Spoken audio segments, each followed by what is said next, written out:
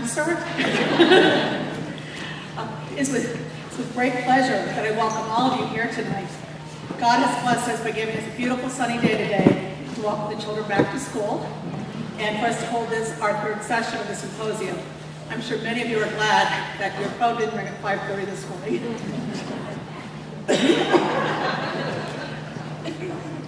Before I introduce our guest speakers for the evening, I would like for us to take a moment to join together in prayer. This week we celebrate the Feast of St. Bridget, so I feel it's only appropriate for us to pray to St. Bridget this evening. In the name of the Father, Son, and the Holy Spirit, amen. Amen. St. Bridget, Mary of Ireland, ask for us all today the courage to do God's bidding, whatever the world may say, the grace to be strong and valiant, the grace to be firm and true, the grace to be faithful always, to God, His Mother, and you. Amen. St. Bridget of Kildare, Pray for us. In the name of the Father. Well, this week, as we celebrate Catholic Schools Week, it is only fitting that we gather as a school community to reflect on the importance of providing our children a faith-based education. Tonight, we'll be hearing an inspirational message from two of our members of our church leadership. Both Monsignor Hendricks and Bishop Campbell are strong proponents of Catholic education. And this evening, they'll be sharing their thoughts and giving us direction as parents and educators working together to instill the faith in our next generation. So please join me in welcoming Bishop Frederick Campbell, Bishop for the Catholic Diocese of Columbus.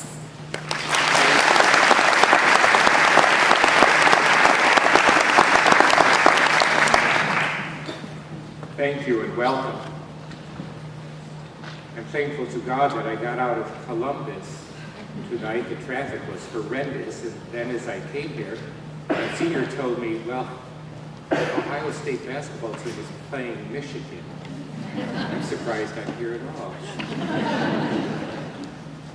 I've been asked to speak about faith and service and how they relate to our Catholic education and the support of the church for it.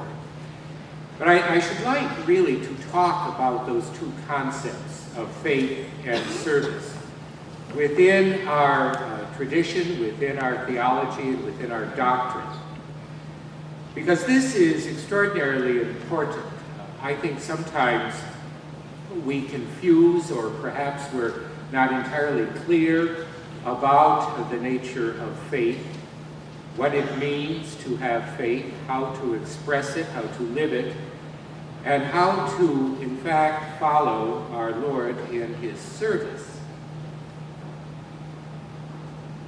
I want to begin by mentioning something that we all have in common, and that is that we have a common vocation to holiness. Now, you don't hear that word very often, and I think when people hear the term holiness, they almost immediately think of some form of piety. But in the document of the Second Vatican Council on the nature of the Church, there is a wonderful definition of holiness, to which we are all called, all in our particular states of life. The document says there are 4 parts of holiness. The first part is the desire to do the will of God. The second, to follow in the footsteps of Jesus Christ. The third is to give glory and honor by our lives to God. And the fourth is to be of service to our neighbor.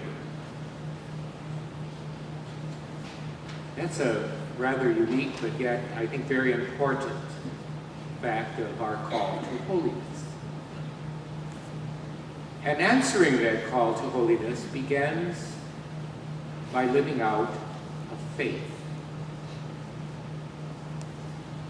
Now, I know in our own time there seems to be a kind of false dichotomy that is created between, say, faith and reason, or religion and science. It's a false dichotomy. But in fact, there's a very interesting difference between faith and knowledge.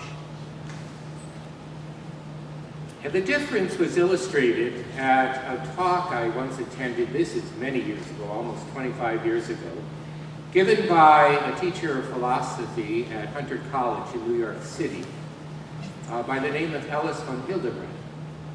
And she was asked this question: what is the difference between faith and knowledge?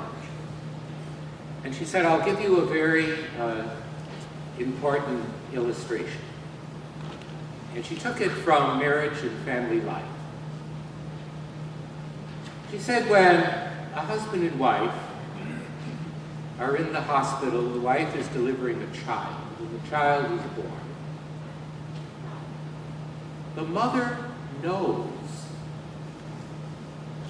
that she is the mother of the child. The father believes he is the father of the child.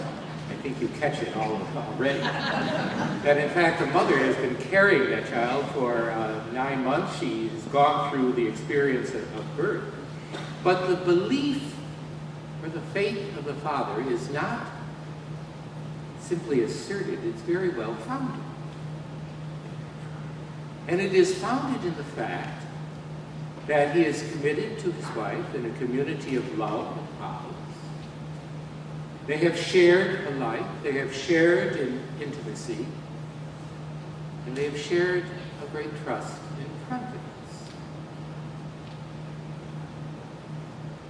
And the wife herself makes an act of faith.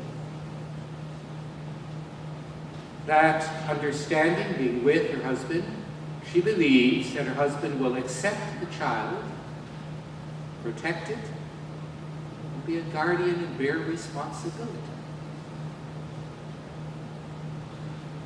But it's a wonderful difference between faith and knowledge, but yet a realization that we all live our human lives through acts of faith.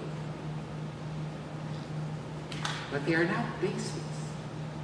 I've never understood the term blind faith or a leap of faith. But let me explain how in the Catholic tradition faith is defined. There are two aspects to it. The first aspect is a trust and confidence. I suspect we could call this the context of faith. It begins by making a purposeful act of trust and confidence in one who speaks. And this is an act of trust and confidence for believers in the God who has revealed himself. Who has revealed himself in creation, who reveals himself through acts of history, such as the Exodus, or the return of the Jews from exile in Babylonia, and most perfectly in the revelation of God's love in Jesus Christ. And it is in experiencing those moments of revelation that one comes to trust the very person who speaks, who reveals himself.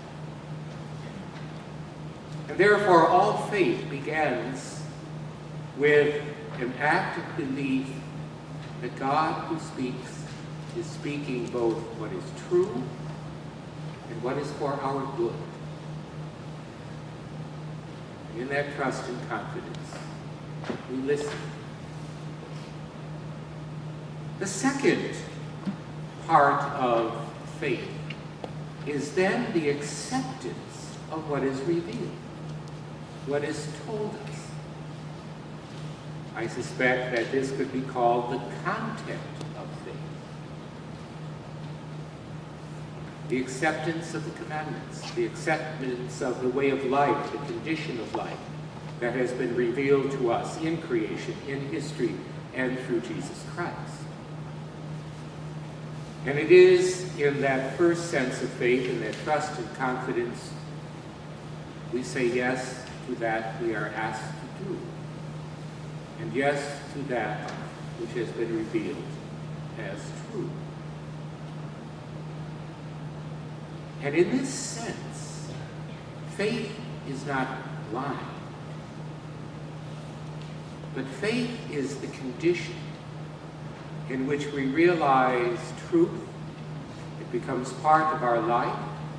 We are called to investigate it, to live it out in particular circumstances.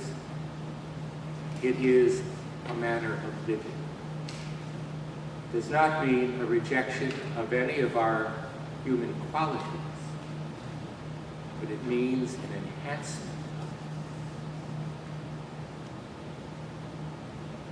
it. And from this sense of faith, I think our first reaction has to be thanksgiving and worship. When we examine the content of our faith, those things that we assert, for example, at Mass on Sunday, when we recite the Nicene Creed, we are not simply saying, yes, I accept all of these facts of our faith, but we're also saying that in expressing them, we are drawing closer into our hearts and minds the way by which God has revealed himself to us, and in fact revealed not only God to us, but us to ourselves. Revealed to us an authentic humanity. And it is through sheer gift. That is something I think we sometimes, well, if not forget, don't make an active part of our life as we should. The very fact that we are here is a gift. It is not something we made. It is not something we purchased. It was simply given to us. And it is that strong sense of being gifted, if I can verbalize it now. I always told my students, never do that. I'll cross it out on your exam papers. But we have been gifted. Therefore, the first act of an authentic Christian is thanksgiving. Now, from this sense of thanksgiving and worship, there comes then a willingness and a deep desire to live the kind of life that will be the source of true blessedness for us.